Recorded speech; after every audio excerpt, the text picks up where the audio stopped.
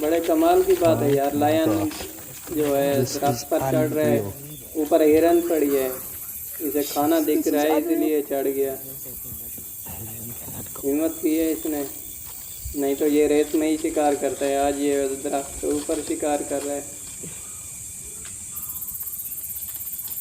जबरदस्त। अभी इसे चंबा लगाएगा। शायद ये जो तेंदुआ होता है ना, उसका खाना चोरी कर रहा है, ये उसका होगा, वहाँ से चुरा रहा है, उसका तेंदुए का खाना है।